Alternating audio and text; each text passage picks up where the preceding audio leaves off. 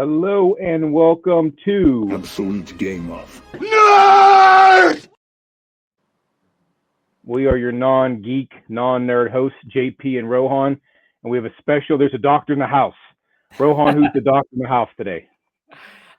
So we have Jacob, aka Doctor Plagas, on Instagram. And actually, I should say, I just noticed I was looking at your page before we jumped on. I didn't realize you had a sale page for your bin collecting. So we're gonna get into all of that. Yeah. But I've followed Jacob on IG for a while now. We had talked previously because he is a fellow Washingtonian. You're out in Spokane, is that correct, Jacob? If I remember correctly. No, Yakima. Yakima. Sorry, excuse me. Yeah. I always get this. Anyways, Even worse. Even worse. But Jacob has been the one in the community that's been making everyone these really cool stickers. And so, like when we went to Terrificon, I gave my stickers out. Everyone gave me their stickers. All those stickers came from the man here himself, Jacob. But so with all that in mind, I was like, we need to actually get this guy on, hear his story. So we have him here today. Jacob, how you doing? I'm good, man. Right on. Yeah. And so let's just jump in right in. And you said you've watched some episodes. You know my first question: what is your origin story? Take us back. Oh man. Yeah. Just not that crazy. I was always really into like action figures and superhero cartoons and stuff. I grew up with Batman animated series and the Spider-Man animated series as well, X-Men. And we had an LCS in my town, but I Is it lived still in Washington? Where are we at here? Yeah. So I grew up in a small town outside of Yakima, even smaller than Yakima, called Union Gap.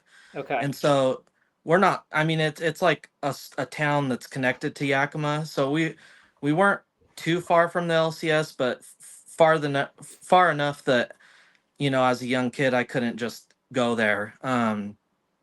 But we had a small local grocery store that had a newsstand, and is that coming through? Yeah, we can hear you. Okay. Could you hear my ring notification? No. Okay. No. All right. Cool. Great. Anyways, we had a small local grocery store that had a newsstand, and I would get a weekly allowance of like $10, and Good allowance. every week I would spend that money at the newsstand there, getting comics, wrestling magazines, anything they had.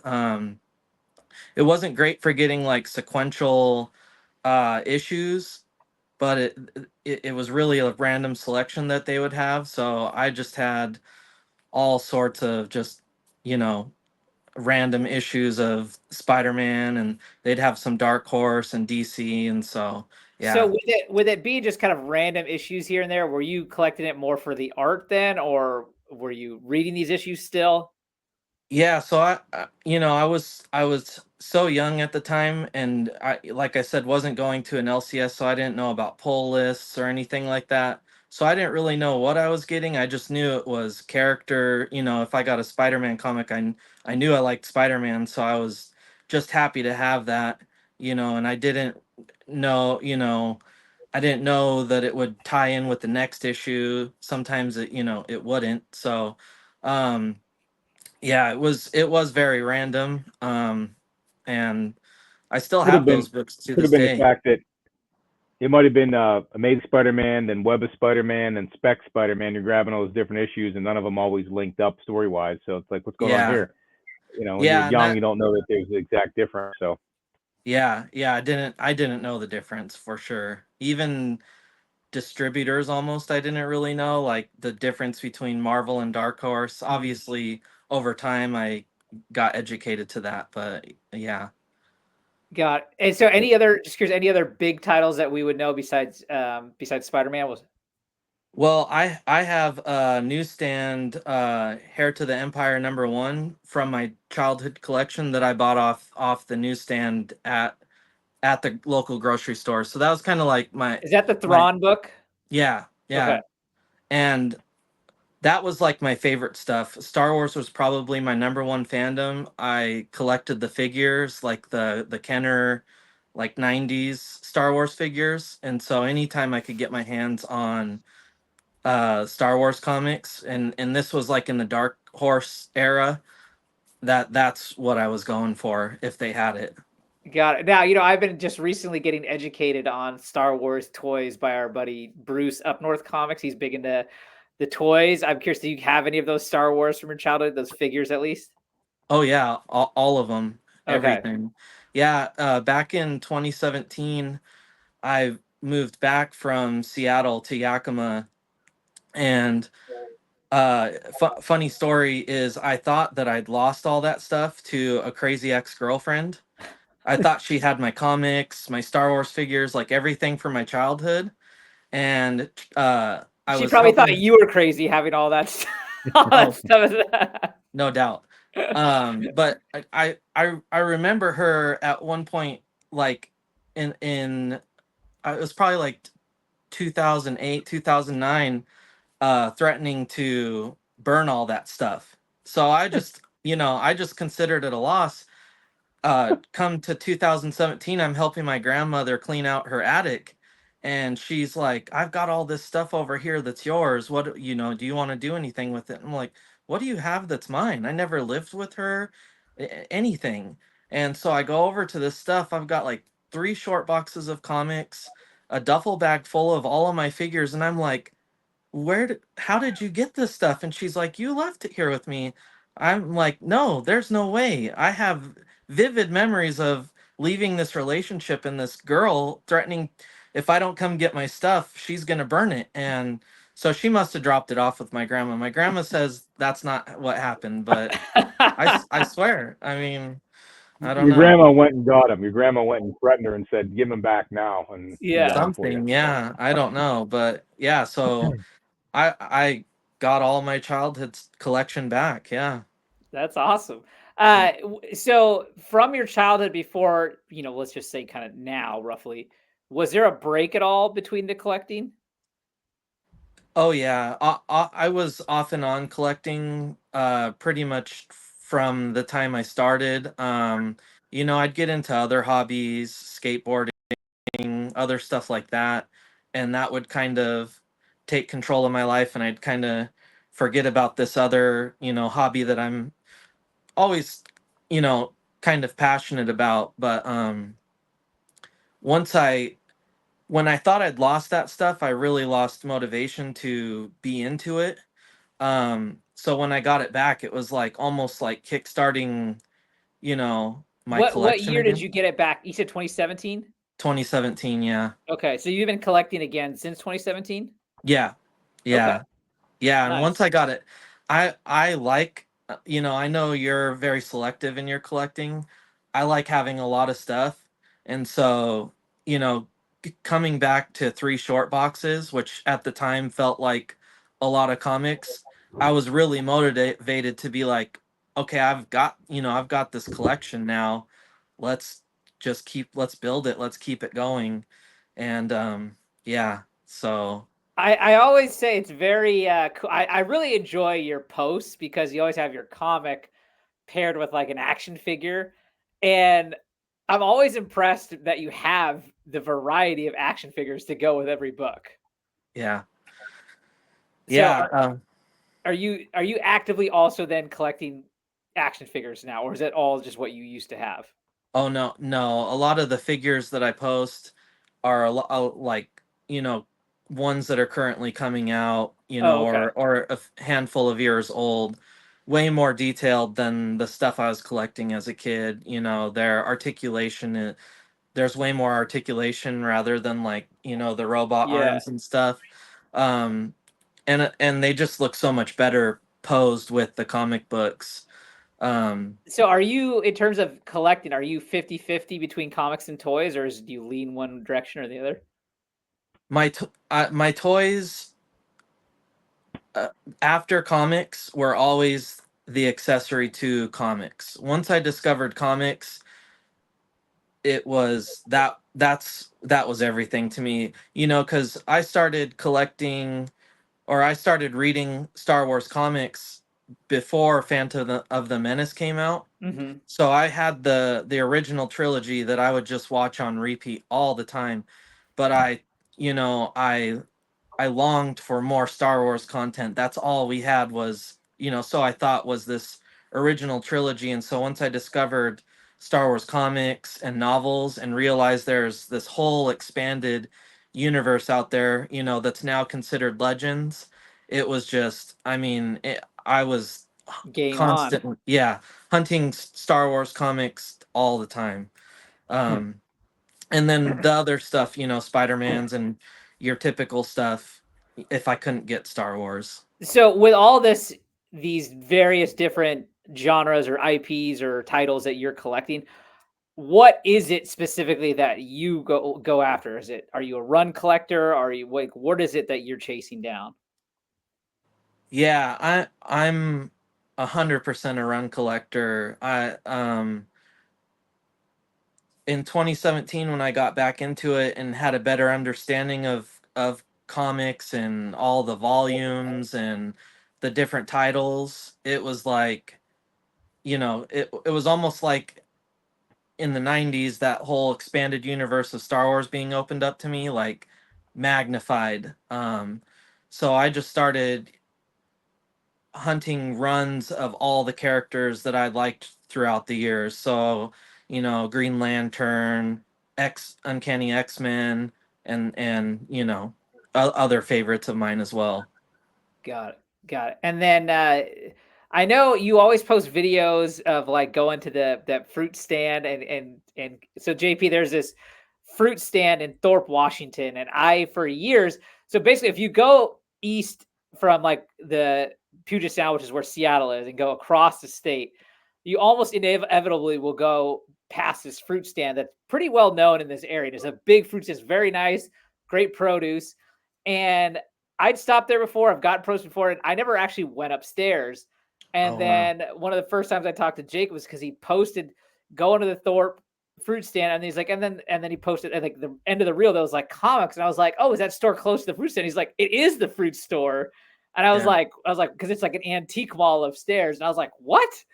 Hmm. Uh, and so I have now since recently gone upstairs. I didn't find anything the time I went. But I know. So, are you a big antiquer like JP, or beyond that, or where are you going? Where are you finding your books? Yeah, so we have an LCS here, and it's a good LCS, uh, but you know how an LCS is. Like everything's gonna be fair market value. You'll find deals, but more often than not, you're gonna be paying, what everybody else across the Yeah. country's paying in an LCS. So I'm always, like Mike, hunting for comics in strange and unusual places. So I'm hitting up all the antique malls and all the thrift stores and checking Facebook Marketplace and Craigslist, and just I'm always hunting comics and looking for good deals. And I try to go to all the shows that are around our area in the Northwest. So, yeah, anywhere I can hunt for comics, I'm there. As a matter of fact, I was almost. I don't think I was late. I was right on time, but I was almost late for this because on my way home, I had to stop and check one of my spots to see if one of the vendors there has put out anything new, and he just so happened to have. And I just came home with a huge stack of books Oh, right before this. anything of big note to mention? Yeah, dude. So this guy, he's a local buyer. He does estate sales and stuff. Um, he buys collections and then he rents a booth at an antique store, and he knows nothing about comics and doesn't care to.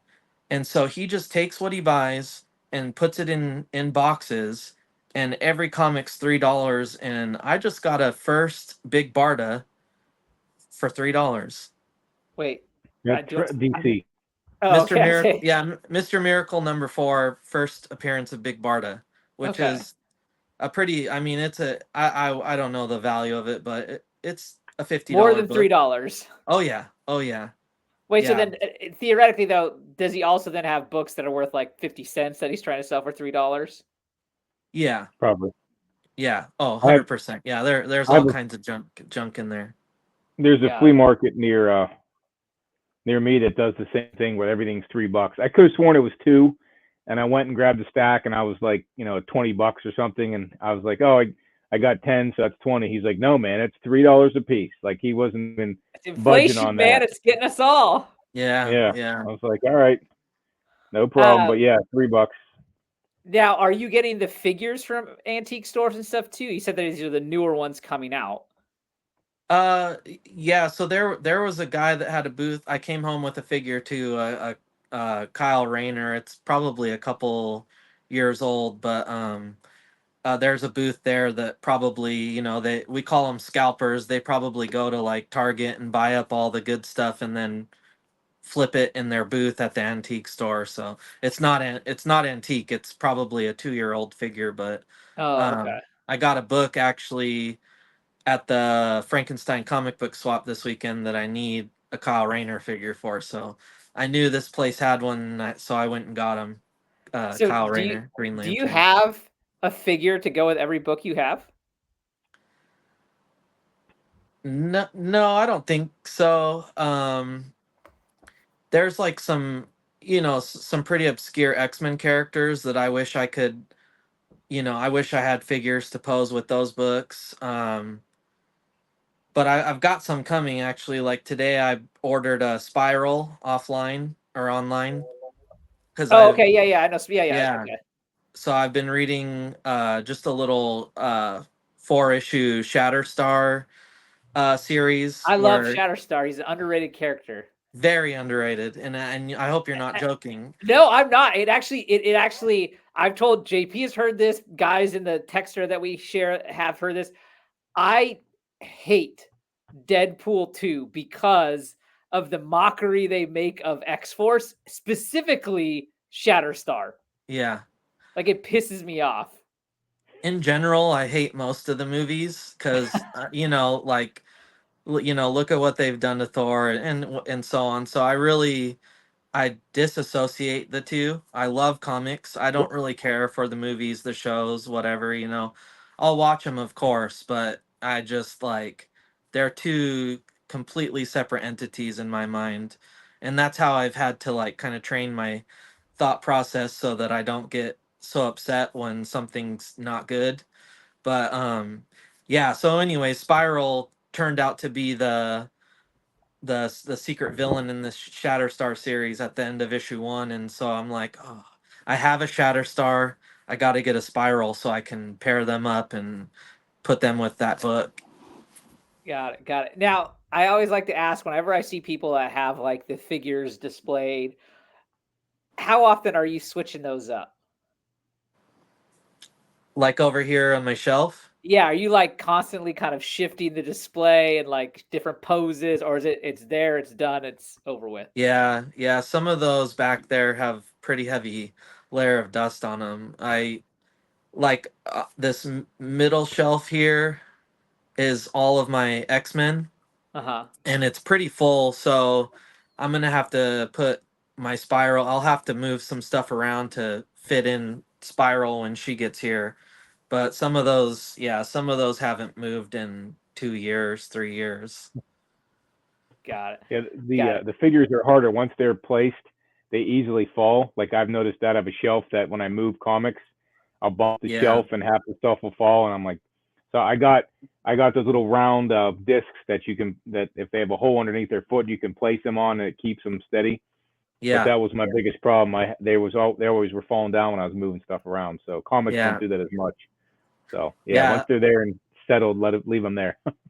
yeah. Occasionally I'll be in another room and I'll hear like, it's kind of loud for what it is, but it's not like, ear piercing or anything, but it's like this little figure makes a noise that's louder than you would imagine, but you'll be in the other room and you'll hear it, and for a second you're like, what was that? And then you come in the room and like, oh, okay, yeah, so someone fell over. So yeah. The I ghost like the did it. idea of you guys like having company over at your house and all of a sudden like this crash. They're like, what's that? Like, oh, don't worry, I got it. And they're like, what is it? It was my Don't mess toys. with it. Yeah. What it's funny, Jacob. You said about Thor. I could not stand Thor as a character in the comics. Just way too Asgardian for me. And seeing Chris Hemsworth in what was the one Ragnarok. Ragnarok. Friggin' loved the character after that. You know, I was a big Iron Man guy as a kid, but not. I liked Exo Manowar better from Valiant. Valiant, Valiant. Yeah. and with RDJ playing Iron Man, like one of my favorite characters now. Not beating out Lobo or Spider Man, you know, or the Punisher, but damn close because of the way he played him. I mean, Yeah. so the movies helped me connect with characters I didn't see as often. So Sure. but then the movies also let me down with the Punisher, Spawn, you know. Love So and Thunder. points well taken. Love and Thunder, yeah. But I mean, Yeah. you kind of give someone a bad movie, right? You know, Russ Wilson can have one bad game, but he's the starter now for the Steelers, so we're okay with that. Don't get me going Thor on can have Russ one Wilson. bad movie. Thor can have one bad movie, and then Yeah. he's still pretty cool from Ragnarok. So Yeah. Yeah, I agree. I especially like, Silver Age and Bronze Age stuff was just really, really cheesy stuff for I mean, sure. it is what it is, right? Like that's why people there are some people that talk like, oh, you have to read the comics you collect. It's like, no, depending on why and what your reasoning is for collecting the comic, like you don't necessarily because like I tell people like a lot of these books I'm getting now are Silver Age books. I get them because again, I'm a first appearance collector. These are the characters I've loved over time. But I don't need Yeah. to read the Silver Age book because it's so, like you said, so cheesy. It's so like it's like the same thing with like classic novels. Like if you ever try and go read like a Charles Dickens book today, you're like, what is this I'm reading? It's so dull. It's so boring. Like yeah, yes, exactly. it's made Um, for a different time. yeah, exactly. That's the thing is like right in this. If I was alive in the '60s and read them then, it probably would have been like, oh man, this is great. But that no, I totally feel you on that. Yeah, one of my biggest runs that I'm just almost complete is the Hal Jordan Green Lantern Volume 2 run, but really, like the Green Lantern run from the Silver Age into whenever it went to, maybe the early 2000s, or I'm not sure. But man, that Silver Age Green Lantern is so cheesy. I've read it all, but I'm just like, oh God, I collect this stuff. It's like this is not good. And But it's funny. Now, do you have Oh, Showcase go ahead. 22? You have a first Silver Age? I don't have that, and I also don't have number one. But I only need 7 issues to complete that run. Once I have number one and complete that run, I will get a showcase for sure. I've seen That's actually a cool some book. recently for some really good. I mean, it's still a big book. It's still expensive, but like relatively speaking, like for some very well priced ones coming out recently. That's one I'm after. That was my dad's favorite character as a kid. I don't know why. Never really told me why he liked Green Lantern. You know, most Yeah. kids would have liked Superman or Batman, but he liked Green Lantern. So I'd love to get Showcase 22, and I'm trying to work out a trade for one. It's hard to find. Oh I wow. think it's just Yeah, it's just not. it's not one you see as often as some of the other Silver Age books for sure. It is Yeah. interesting with Green Lantern, like it's not one like you don't hear a lot of people talk about Green Lantern, but the few that do talk about it like love Green Lantern. Like I've heard so many people be like, I have to collect every issue of Green Lantern and blah. Like I mean, those that are fans love the Green Lantern. So Yeah. Yeah, Yeah. Mint Hunter. If you watch yeah, Mint Hunter, he has he's one, but like I've heard multiple people even beyond him that are like, I love Green Lantern, and Fire Guy that. Ryan is another Yeah, one. He yeah, oh, that's wants another one I've heard of. Yep, exactly. Yeah, he wants like every single issue. It's yeah. yeah, that's quite a feat there. Well, I mean, in that light, right? You talked earlier about like when you got your 3 short boxes, you're like, all right, let's build this up. So, I mean, is that your kind of dream? Is to have like a garage full, or like what are we looking at here? Yeah, I am in my garage right now and it's at least a third full. Of just comics? Yeah, yeah, So yeah. do you have a ballpark number on quantity there? I'm just curious. I think I'm between 10 and 12,000. Whoa. Yeah. So in my app, in my CLZ app, I have 8,000 archived, like I've put in, but I have not put everything in, and just counting the short boxes and long boxes, I think I'm somewhere around there. Yeah. Got it. Okay, so then with that in mind, again, like I was saying at the start, I honestly I looked at your page just to make sure I spelled your name correctly, the Plagas, and I saw all of a sudden the thing that said like the bin sifter, and I clicked on it and I saw it's your sale page. So you do sell some books. So how are you deciding what goes? Is it just stuff you have duplicates of? So I'm not like it's not very active, as you may or may not have seen. But I I a big part of how I got, like I said, only in 2017 did I inherit my three long boxes. So, and now I'm at whatever 50, or three short boxes, but yeah, I'm over 50 now. Um is I'll buy collections if I can. And the main motivation is getting stuff that I want for my collection. So like a year ago, I bought a 4,000 book collection, and I kept about half of it. And so from that, then I try to, you know, Sell and make up the sell a little funds. bit and make some of my money back. Yeah, exactly. So, and like that collection that I bought, the 4,000, I got, some pretty big books that I already had. So I sold those on my page for, a little bit of money to get back some of that, and was able to make my money back, as well as put about 2,500 books into my Nice. collection. So Very yeah, cool. Very cool. yeah. So I wanted to ask, like also started with us saying that, you started making these stickers. Talk to us about what spurred you to do that. Man. So I can't remember. Were I don't know if you were the first one or I not. was I the think first. I would you say I were. was the first. Yes. So I Because can't even. I had the way I at least I know from my end of the story is I started my sketchbook and I started putting some of the stickers I had on it, and I made a post that said, Yeah, "Hey, if you have stickers and you send to me, so I would love to have them." And so a couple people was like, "Oh, send me your address. I'll send you some." And then you reached out and you were like, I'll send you mine, and I'll send you a couple others from a couple other people, that we follow on IG, the stickers that yeah, I have extras of." And then you said, "Hey, and then I'm also putting in something extra."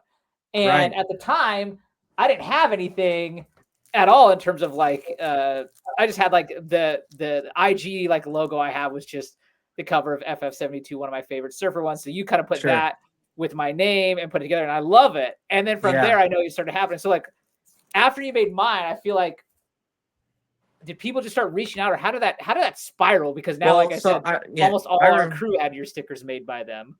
I remember the motivation was just, well, one, I'm like I'm a very giving person. I love giving. It's just, I don't know. I think a lot of people could relate to that, but I think, you know, I saw that post definitely, and I'd already been watching the show for a while, and I just see you kind of like are out. You're putting yourself out there. You're marketing yourself, sort of, and I just thought it'd be a fun thing for you to have, to be able to give back. Because you're asking for stickers, and in turn you would have something to give to them. And I knew that you were, obviously, from your profile picture, that you're a Fantastic Four fan. So I just picked the font, threw your name on there, and yeah, designed that for you. And then from there, that was just kind of a nice feeling. So then I think the next thing I did was the Bruins for Mike, Yeah. because I knew that he was a Bruins fan, and honestly, I kind of wanted to make his stickers, and so I kind of thought my foot in the door would be, kind of gifting him a little something, and then on top of that, he would be like, maybe he'd. I kind of manifested that maybe he'd be like, yeah, these are awesome. I'd also like to maybe get some of, my logo or whatever. And so, cause I was a big fan of Mike, have been for a long time. So, yeah, and that worked out perfectly because now I'm doing like a couple hundred shirts for him. Oh, really? So, I didn't know. I yeah, didn't know yeah. that. Yeah, he's got a charity event coming up, and I'm not sure exactly what he's gonna do, but I think he's gonna sell shirts and donate the proceeds to a charity. So, And yeah, you have all that equipment to do that kind of thing?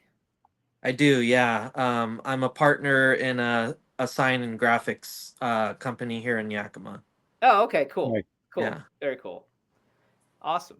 So, Well, yeah, no, I know all of us from Terrificon, we were handing them out. We're all very appreciative of it, and I know everyone that's gotten them has loved them. So we're all very appreciative of it. I think it's a cool thing to do, and I know you're continuing to do it because I see your stories putting out new stickers all the time. So I think it's yeah, great. yeah. So after I did the two, I think I promoted that I would do like one person a month, and I said message me if you're interested, and that turned into like a couple people a day pretty much for like a couple months. I did a lot of stickers, and then of course I've got all these people reaching out, and then we go into like back to the three back-to-back months of like the busiest we've ever been in the history of the company. So I just completely lost track of where I'm at with all that, and hopefully I can get back on during the slow winter season Yeah. because I know there's No, still a few people out there that want stickers. no, that's great. I love it. Actually, one question I wanted to ask, kind of going back to your origin, kind of, I was wondering if you would cover this, but you go by the handle Doctor Plagas. I know you're a Star Wars fan. Is that where the Plagas comes from, or what's the kind of genesis of the name? So it really okay. So one of the hobbies that I got into, uh, in a time when I wasn't collecting many comics, was graffiti art. Hmm. Um, A I big did that. Banksy fan then? Not not like Banksy. I didn't really do stencils. Like I did this like the type of intricate stuff you see on like freight trains.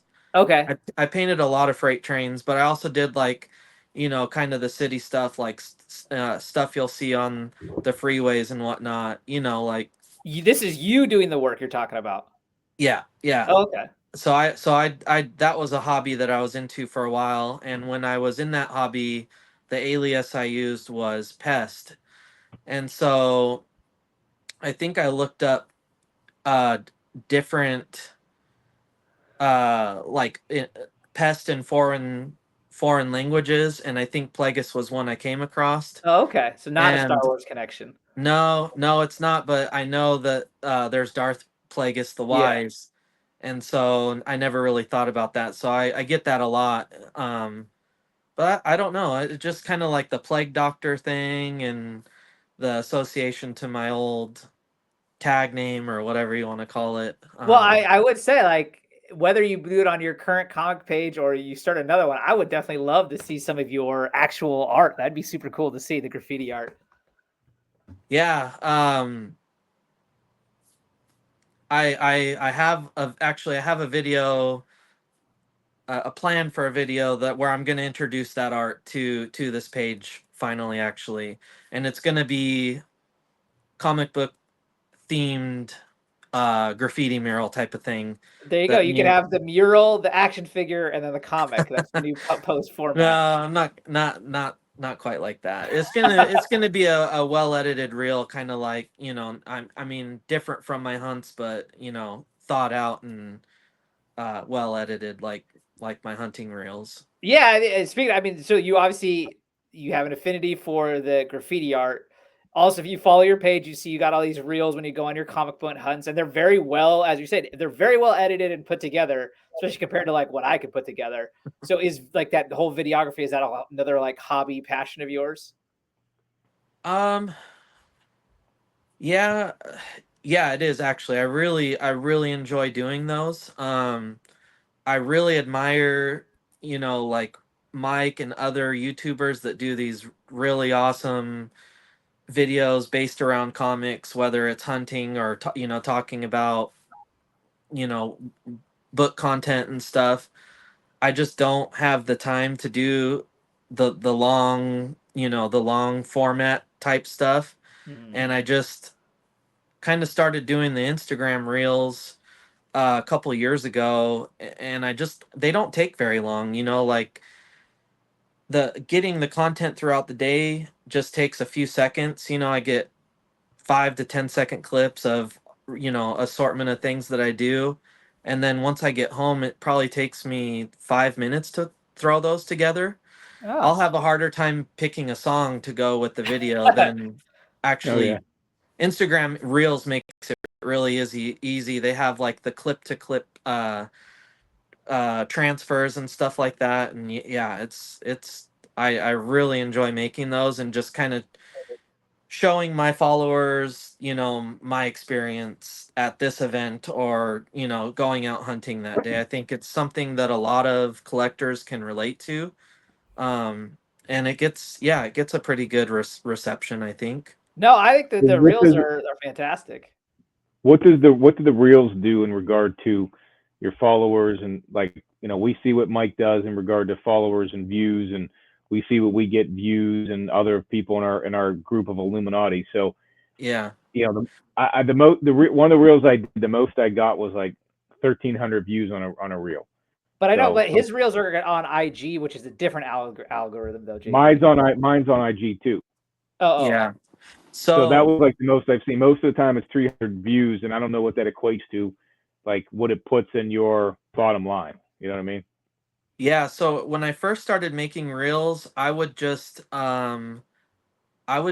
do a quick, like 20, 30 second video of the books that I got, and it wouldn't show any part of the hunt or anything. I would just have the stack and show my hand flipping through them.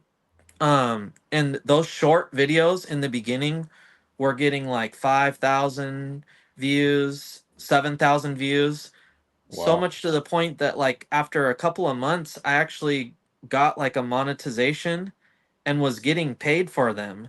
from Instagram. Yeah, so then I was like, oh, I need to step this up and, like make them better because I'm not doing anything cool other than flipping through comics.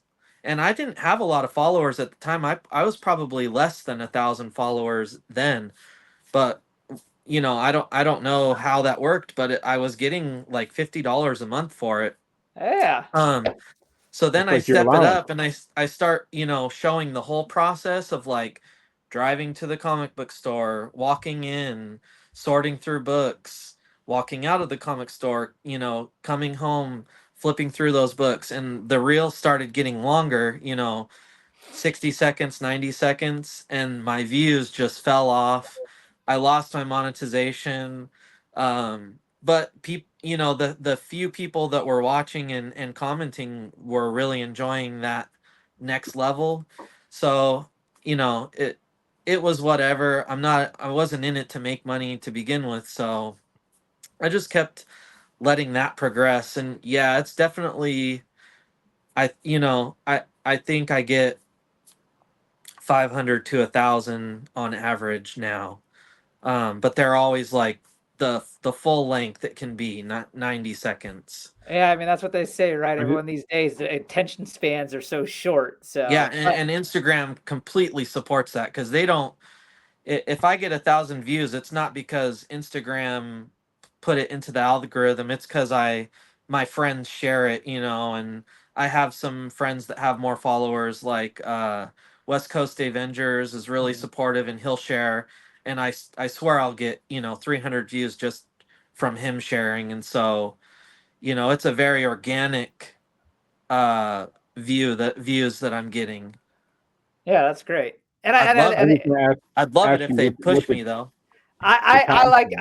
I like the fuller. Like I tell people, like I'm not a big like short con. Like when I choose to watch like any like YouTube content content or anything longer stuff, because then maybe I pick up something I learned. Like I have no interest in watching like YouTube shorts and things like that. I like the longer. So I definitely I enjoy your reels as they are now today. So Thank you. were you saying something, JP?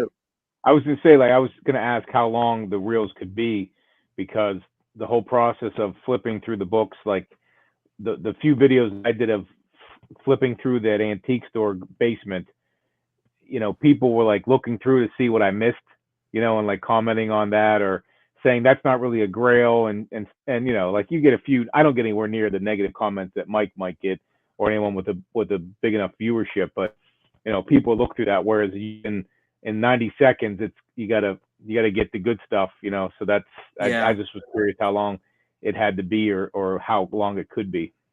Yeah. 90 seconds is the max. And I'll kind of try to, like, one thing with Mike that I'll notice is in his videos, like, by the time he gets to showing off what he got, I kind of already have an idea of what he got. He kind of, Right. in a way, spoils it, where I try my best to withhold in my video clips what I'm picking up, and try not to show off too much good stuff, because more than likely I picked it up and I want to show that in the At end the of the end. video or whatever. You want people sticking Yeah. around. You got to keep them on the hook. Yeah, For like 90 what seconds. did he get? Yeah. But Yeah. if I go to a new LCS or something, I'll definitely try to show off what they have in their case or on their wall. Like, I was in Portland this last weekend and I went to Excalibur, and in their case they had a really nice raw copy of Spider-Man 129 First Punisher. Yeah. And so I showed that off. Obviously did not come home with it. So Is that yeah. in the collection of 12,000 books you have? That book is not, no. Huh. But it's on the list because I'm working on my Amazing Spider-Man run, definitely. So Yeah. That's probably the run that all the run collectors would want, is ASM run, but it's also going to be the most expensive run, most likely. yeah, for sure. I got a good chunk, and most of the good. That's one of the last big keys from 100 to 300 that I need. So yeah. Nice. I'm thinking I'd love to go do the 1 to 100 but I mean, I'm not spending the money on ASM 1, but I'd love to try to get that first 100 books, because I got probably let's say 20 of them, some regard. But I mean, I think in that light, JP, like it should just be a long-term goal, but like the idea is that with as much antique shopping that you do, that one day you come across it, maybe. Yeah, definitely. You I could. definitely. Because that's one thing I always think about a lot with people. I would say just people like what they want a goal, and I get it, right? They want to complete that goal quickly. And I'm always just like, when it comes to comics, it's like we can set our goals, but like they don't need to be finished anytime soon, as far as I'm concerned. Like, yeah, but like my dad was, when he was younger, this is a little bit off the subject, essentially the same premise, is that when you're young, you want a sports car, right? And then you by the time you get old enough to get one, let's say, or things settle down, you can get that third or fourth car. You're too old to get in a damn thing anyway. So now you get a Cadillac or something. You know what I mean? So you get it when if you wait too long, you might get out of sorts on it. Like it's not really your goal anymore because things changed. So I mean, there's a point to getting it as fast as you can, but there's also that long-term goal, like you're hunting gold and you're in the looking for it, and eventually you do find it, but you never know. Maybe at some point you'll say, give up the hunt. But and then that's when you're gonna come across it. Yeah. Today on my way home, how I said I had stopped to hunt, my heart was actually racing because I thought there was a chance I was coming across to Hulk 181. There was a brand new stack of Hulks in this box, and I was going through them, and it was like 160s, 170s, and then of course 180, 181, 182's missing, and then it goes to like 184, and I was just like, oh man. It's so funny how common that story is, though, because you hear that all the time. People are like, then I was looking, and then there was this run of Hulk, and of course my mind went, oh my god, is there going to be a 181 in here? And then almost like almost always right. The 180, the 181 has been taken out, and I mean, every once in a while someone finds. I mean, Mike obviously found his in that manner, but it's funny how Yeah. often people say that story of like, I saw these Hulks and I got to thinking. So, Yeah. I don't hear very many people that find a 129, like that way. I don't know. That well, yellow must stick out. you know who found a 129? You said you're friends with West Coast Dave. Dave got a copy from a woman like out the back of her car and ended up being a 9.2. Wow. Yeah. Yeah. That's ridiculous. I hope for that. Like again, that's why I hunt to find these things. But I hope. Obviously, you've loved Spider-Man since you were a kid, so it won't really change much if you find an ASM or Amazing Fantasy 15. But just knowing that stuff. There's toys that are out there too that are rare to find. Star Wars figures, TMNT. What I plenty always think about a lot is like I feel like especially now that we have the movies that are so mainstream, I think are not that saying that there are absolutely opportunities out there. I mean, we see the videos, right? They are happening, but I do think that makes it harder because more and more people have knowledge just in general of who Spider-Man is, for example. The one thing I think about a lot though is I feel like now I don't go antique shopping a lot. I just don't get around to it. It's not something, so I'm not expecting myself to, but for someone like you two who do it on the regular, one thing I think about a lot is like I feel like you have a good chance to like come across like some classic like pre-code horror or something like that where unless you actually know that specific genre, like they're all gonna look kind of this. You know what I'm saying? They're all gonna. No one's gonna know. Like they're not movies. They're not specific characters or themes or anything like that. And so I always think like that. That's what you're gonna find these days more often than not. But then, I think it's still just as rare of an opportunity. I think I have never come across pre-code horror. I'd love to. I think they burned a bunch of them. That's why they're so hard to find, and that would be awesome. But I think even those covers themselves, people liked. But they're kind of like, but that might be a possibility because everyone knows the Hulk and everyone knows Spider-Man.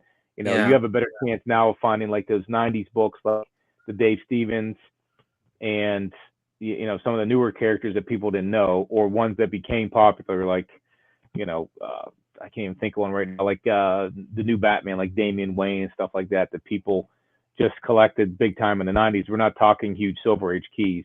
Because I think people see that 15 cent or 20 cent and they kind of know that they're worth something more often than not. But I don't know. I hope so, Rowan. We'll find. I'm always looking. I'm hoping I see that.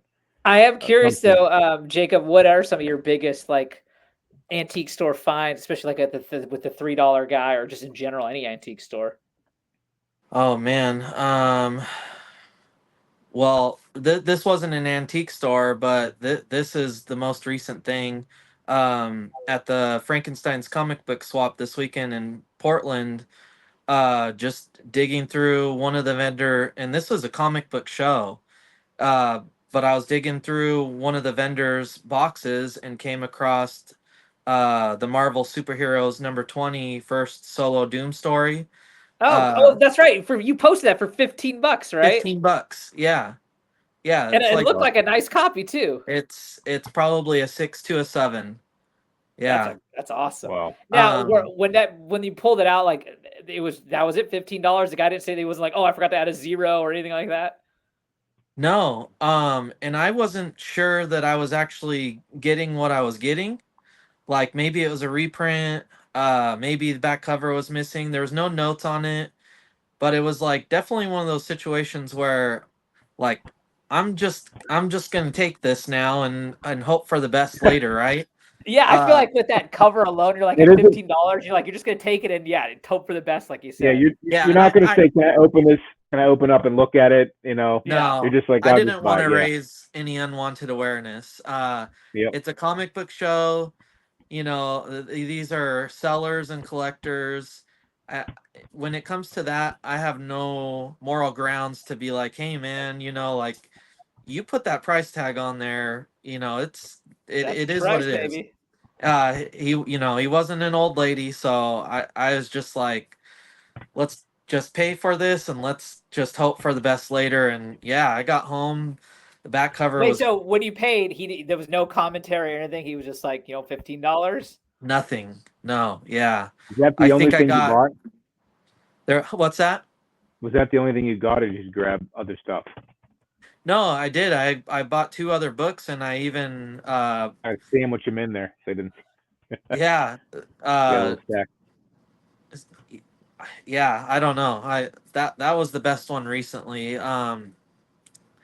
I got I got an X-Men 94 at the booth I was talking about, the $3. I got an X-Men 94 for Oh, three dollars and that's fifty a cents. huge find. Yeah, there was a first Gambit in there as well, but unfortunately the cover was detaching on that. Um, but still pretty I mean, good. for $3. Yeah, yeah, yeah. I've gotten a lot of good stuff at this guy's booth, and yeah, probably a ton of others that I just can't think of off the top of my head. But Yeah, I, that $3 booth. You gotta like not tell anyone about that. That's like your secret spot. yeah, people there's a few people that are aware of it. It's just a matter of kind of getting there after a restock, you know. And how do you know when he's restocking? Does he like text you, or do you just have to take your chances when you go? You go. Yeah, yeah, you got to take your chances.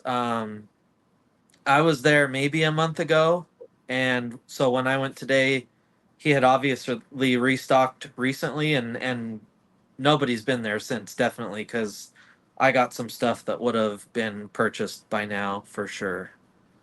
Nice, So yeah. nice, yep, nice. No, that's I that's what awesome. I makes it do the know the most guy, fun. but again, it's one of those situations where I don't want to say, "Hey, let me know when you're restocking," and kind of bring awareness to like, wait, is this guy, These are something. yeah, I don't he he's told me he doesn't care what it is, he's happy making the money that he's making off of them. So I'm sure he's paying, pennies Yeah. for each book in these collections. Well, he said Um he gets them from like storage lockers and stuff, right?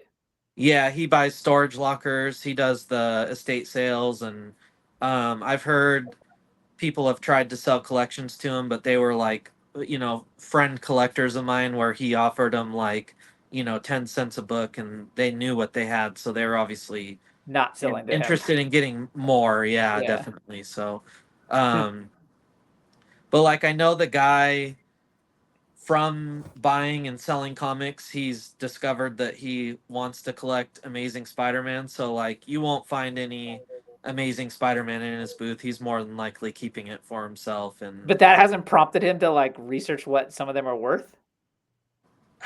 he has at times, like he's had a few books in cases, but man, it was like they were okay books, and he was putting close to fair market value prices on them.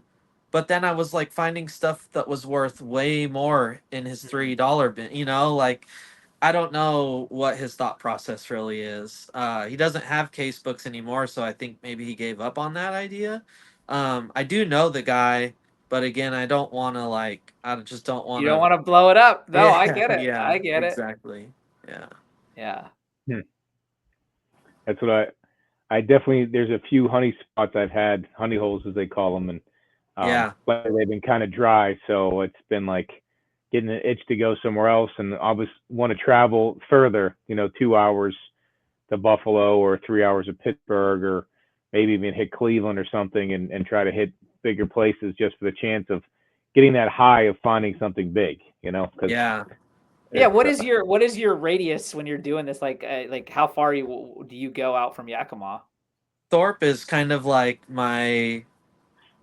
I mean, I'll go anywhere if I like, if I'm really jonesing to get a good hunt in, I'll make plans to go to Seattle or Portland. But if I'm just like, if it's just a weekend and I want to just go get a quick hunt in, Thorpe is probably the farthest I'll go. So it's Thorpe is about, that fruit stand, JP. yeah, yeah, it's about 40 minutes from me. Mm-hmm. Um, but like, my LCS, which even when I was only really getting books off the newsstand, occasionally I'd get to go to the LCS as a kid. Um, So I've been going there my whole life, and they have like over 300,000 comics in their basement, in just in long boxes throughout the whole, like their building spans a whole city block where I live, Mm-hmm. and the long boxes of comics that they have span that whole city block. And for a while they were letting me go down there and hunt, and it's just collections they've bought that they took and put Have down had the there. time to go through them. Yeah, and there's stuff that's been down there for 15, 20 years. And so last summer I was doing a lot of hunting in that basement, and yeah, just anywhere I can get any weird. Now, in that scenario, though, since they are a shop, if you find something good, they're probably going to price it appropriately, right? Yeah, so what I would do is I'd go down, I'd hunt, I'd, bring up, a half a short box of stuff for myself, and we would go through the price guide and price stuff out. And I have a good buddy of mine works at the LCS and is eventually gonna, in February actually, he takes over ownership of it. Oh, So he'd give me deals, especially if I was buying, a decent amount. nice. So yeah, I was getting a lot of good stuff out of there last summer. But now that ownership's kind of in the process of switching over, they're trying to hold off on selling any of that stuff so that he can, have it when he takes over ownership. So Got it. unfortunately lost access to that. Well, good thing Yeah, you got your and, $3 guy. Yeah. but in February you'll have access again because I'm sure he's going to want to sell as many of Yeah, those as he well, can. on the main floor it's the same back issues and, stock that's been there for probably the last 5 years. They haven't, brought up any new inventory. It's just been picked through like crazy. So when it comes to that stuff, the LCS is not great at the moment because there's this transition phase that they're going through. I still go for my weeklies, but yeah, I'm kind of at a point where if I want to find good stuff, I'm forced to get outside of my city and hunt in other places. Yeah. Yeah, I think there's a guide that I have. It's like a big map you open up and it has every antique store in like Southwest New York and Man. Central PA, and I basically hit all of them. Like I can go through, I have them X'd off if there's anything good. And again, they do change. There's one really good place in an area called like outside of Clarion. If you guys ever heard of Clarion River, it's north of Pittsburgh. Um, but this guy had books, but they were all like overpriced, like 2021 prices, 2020 prices. But he did have like a stack that you might find some good stuff like old Iron Man and whatnot. But he Yeah. apparently left that antique store, and they wouldn't give me his phone number to find out where he went because I wanted to call him and see what else he had. But they wouldn't give me the number. He left the antique store. He's off on his own. You wouldn't give me the guy's phone number. They said we'll take your number down, but like he had a pretty good collection, so that's off the books. But he might have gone Oh somewhere else. man. So like another antique store now might have his books. So you got to keep checking them again. But there's probably hundreds of them around me within Wow. within like an hour and a half radius, I'd say. Wow. Yeah, we So, don't but quite have that. I've definitely got to go 2 or 3 hours to the bigger cities, either Portland or Seattle, to kind of get a really good selection of spots to hit. But Yeah, there's a handful there's of really good stuff out here. there's an antique store not too far from me. They definitely have comics, but they also know comics, so it's not like you're getting antique store deals there. So Yeah, yeah, but and I like mean, as Thorpe is many as just you, kind of a. yeah, Oh, go that's a ahead. one off for the guy doing $3. Like that's a yeah, one off. Most of the antique stores, like you'll pick up something he has it for $20, and you're like, what the hell does he have this for $20 for? Oh And it's yeah, it might be the True Believers X-Men #1. You're yeah, like, it's yeah, not $20. You know, yeah, yeah. That was kind of they're like my overpriced experience too. at the fruit stand. There was like a lot of books that are like $20. Like it was like there was either like a dollar book, but then if it was like a $5 book, they automatically put like $25 on it. Yeah. I was like, Yeah, he had like, 20 Spider-Man 2099s number ones. They're all $30 a piece, but they're all in, they're all not, they're all bagged, no boards, and 20 spine ticks on that foil cover. Like, yeah, Never yeah, coming out. that's for me. Thorpe is more of a run filler place because he's got that set like $2 price on stuff that really isn't anything. Like I'll go get a chunk of my X Factor run for $2 a book. If I'm filling in a good chunk of my run, I don't mind paying that. It's not the end of the world. yeah, So No, yeah, because half the time, if you buy them on eBay, you got to pay shipping too. So it's going to cost you almost $7 a book anyway. So $2, yeah. $3 is well worth it. And I love the hunt way too much. I do like to support a lot of the like claim sale guys, like on Instagram and stuff. Dave does his on YouTube, Wednesdays. but beyond that, for me, it's all about the hunt and being in, going through new stuff. And yeah, I don't, It's how you like to spend your time. It's a way you like to yeah, spend your time. yeah, I don't want to. I don't want to jump on eBay and complete a run that way. It's just that's kind of boring. Yeah, agreed. If For I me, was at if least. I was a run collector, I would be in that same boat. I mean, like I collected the Silver Surfer run, which is only 18 issues, but that was a rule I made. I was like, I have to find it in person because Yeah. I can find 18 issues online, no problem. Like, what's the fun in that? Yeah, exactly. Yeah. Yeah, I might, if I'm down to the last issue and I'm just not finding it, yeah, and that's all I need to complete it, I might resort to an eBay, but I'll definitely give it a good go on trying to find it in person before I resort to that. yeah, Definitely. exactly, So, exactly. yeah. Awesome, Jacob. As we kind of cross the hour mark, we should kind of wrap up here. But this has been a lot of fun getting to know you more personally. Are you going? I'm just curious. Are you going to any of the like? Are you going to Grit City Con in Tacoma coming up at all? I don't think I'll make Grit City because I just did Frankenstein's this last weekend, Okay. and Rose City was, not too long ago. And I've got some stuff coming up in November that is going to be priority over that. So I might be done for the year on any kind of cons or shows. I'm not sure. All right. Well, then in March, if you do Emerald City, let me know because I'll definitely be going to that. Um, Yeah, so we can connect then.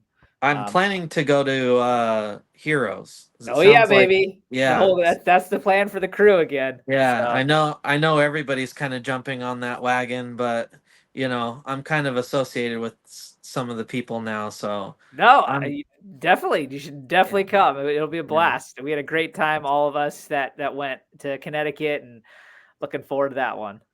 I did all the big ones here in the Northwest, Rose City and Emerald, and they're not comic book cons, No, is what I'll say. even So even SummerCon, which is the other big one in Puyallup that I've gone to now 4 years in yeah, a row. It's same thing. I mean, like there's yeah, maybe 5 or 6 comic vendors there. Like not doesn't even compare yeah. to like Terrificon Some and summer's Heroes Con. definitely a little better than the other two, but yeah, they're all kind of more or less pop culture cons Yeah. than anything. And so yeah, I know Heroes and Terrificon are really comic book Hmm. themed, so I got to get to one of those for sure. Yeah. Well, awesome. Awesome. So is there anywhere else people should look for you besides your Instagram handle? Just Instagram, no, yeah, All that's right. it. Well, Yeah. we'll obviously have that link in the description. But otherwise, Jacob, thanks for coming on. This has been awesome, Yeah, and thank you. obviously we'll keep chatting as life progresses, moving forward. Definitely. Thank you. It was an honor, guys. Yeah. Yeah, and we'll keep hunting comics, Jacob, in weird and wonderful places. We'll use our little Isn't Absolutely. it tagline. isn't it strange and unusual We places? made up our own, man. We made up our own. Weird Yeah, and wonderful. we don't want to get Yeah. a F copyright you, strike Mike. here. We Yeah, don't need we don't you. want to get strike against Yeah. Mike. So weird and wonderful. Maybe we'll come up with a better one. But my Yeah. my catchphrase is believe in yourself, and you'll find a Hulk Winity one. Right? Yeah. Isn't it Absolutely. always believe in yourself, Always JP? believe in yourself, See, and and then maybe you'll maybe you'll find. find an ASM one, JP. Yeah. That's right, or an AF-15. Yeah. We But yeah, will. We will. we will. But thanks for coming Awesome. on. We will Yeah, see thanks, everybody guys. on the next video. Peace out. Peace.